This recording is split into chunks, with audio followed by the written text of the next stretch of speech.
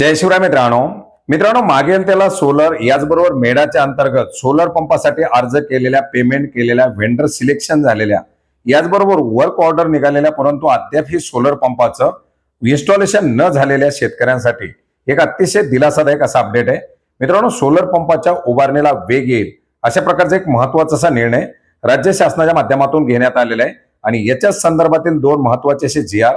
आज 6 जानेवारी 2026 रोजी निर्गमित करण्यात आलेले आहेत, ज्याच्यामुळे आज अनुसूचित जमाती या प्रवर्गासाठी मागेल त्याला सोलर पंप योजना राबवली जात असताना महावितरणला 35 कोटी आणि मेडाच्या अंतर्गत कुसुम योजना राबवली जात असताना या योजनेकरता 25 कोटी असा निधी उपलब्ध करून देण्यासाठी मंजुरी देण्यात आलेली आहे। याच्यामध्ये पाहू शकता आपण प्रधानमंत्री कुसुम घटक ब योजनेअंतर्गत अनुसूचित जमातीच्या लाभार्थ्यांसाठी महावितरणला 35 कोटी रुपयाचं अनुदान वितरण करण्यासाठी मंजुरी देण्यात आलेली आहे। एकंदरीत राज्यामध्ये 5,75,000 सोलर पंप उभारणीचं उद्दिष्ट घेण्यात आलेले आहे आणि याच्यामध्ये 9% अनुसूचित जमातीच्या लाभार्थ्यांचे सोलर पंप उभारले जात आहेत।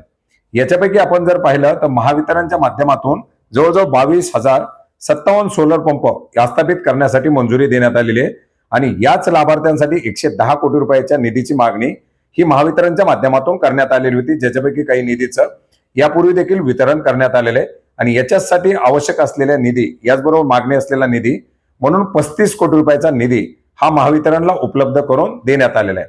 मित्रांनो याचबरोबर या योजनेची अंमलबजावणी मेडाच्या माध्यमातून देखील केली जात आहे।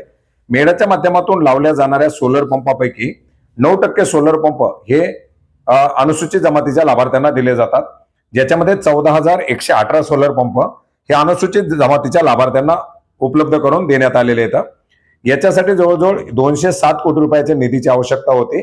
याच्यापैकी आतापर्यंत 130 कोटी रुपयाचा निधी हा उपलब्ध करून देण्यात आलेला आहे आणि याच योजनेकरता आवश्यक असलेला मागणी असलेला 25 कोटी रुपयाचा निधी हा मेडाला उपलब्ध करून देण्यासाठी सुद्धा आज राज्य शासनाच्या माध्यमातून मंजुरी देण्यात आलेली आहे। आता बरेच जण म्हणतील हा अनुसूचित जमातीच्या प्रवर्गासाठी निधी उपलब्ध करून देण्यात आला, याचा सोलर पंप आस्थापनेमध्ये इन्स्टॉलेशन मध्ये कसा हातभार लागणार आहे। मित्रांनो एकंदरीत आपण जर पाहिलं तर मागेल त्याला सोलर असेल किंवा मेडा असेल ही प्रधानमंत्री कुसुम सोलर पंप योजनेअंतर्गत राबवली जात आहे। याच्यामध्ये जनरल प्रवर्ग, एससी आणि एसटी अशा 3 प्रवर्गातील लाभार्थ्यांना हा कोटा उपलब्ध करून दिला जातो। याच्यामध्ये प्रत्येक प्रवर्गाचा कोटा पूर्ण झाल्यानंतरच नवीन याच्यामध्ये वर्क ऑर्डर दिल्या जातात किंवा नवीन याच्यामध्ये कोटा उपलब्ध करून दिला जातो। सध्या स्थितीमध्ये 5,75,000 पंप लावले जात असताना एससी आणि एसटी प्रवर्गाचा कोटा पूर्ण केल्यानंतरच पुढील जनरल प्रवर्गासाठी कोटा उपलब्ध करून दिला जातो। जनरल प्रवर्गाचा कोटा सध्या पूर्ण असल्यामुळे नवीन लाभार्थ्याची याच्यामध्ये निवड होत नाही किंवा त्या लाभार्थ्याच्या सोलर पंपाच्या आस्थापनेच्या प्रक्रिया सुद्धा प्रलंबित आहेत। आता हा निधी उपलब्ध झाल्यामुळे अनुसूचित जमातीचे अनुसूचित जातीचे जे सोलर पंप लागण्याच्या प्रक्रिया बाकी होत्या त्या तात्काळ पार पाडल्या जातील आणि नवीन कोटा उपलब्ध होण्यासाठी या ठिकाणी मदत होणार आहे। मित्रांनो अतिशय आवश्यक असलेला हा निधी आता उपलब्ध करून देण्यात आलेला आहे। यापूर्वीच आपण पाहिलं होतं की एससी प्रवर्गाचा देखील निधी उपलब्ध करून देण्यात आलेला आहे।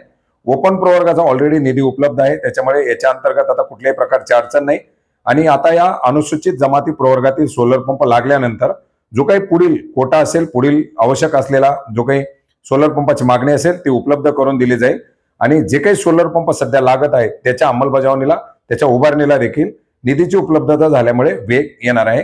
मित्रांनो दोन्ही महत्त्वपूर्ण असे जी.आर. आपण महाराष्ट्र.gov.in या संकेतस्थळावरती पाहू शकता। याची लिंक आपल्याला व्हिडिओच्या डिस्क्रिप्शन बॉक्समध्ये सुद्धा मिळेल। धन्यवाद।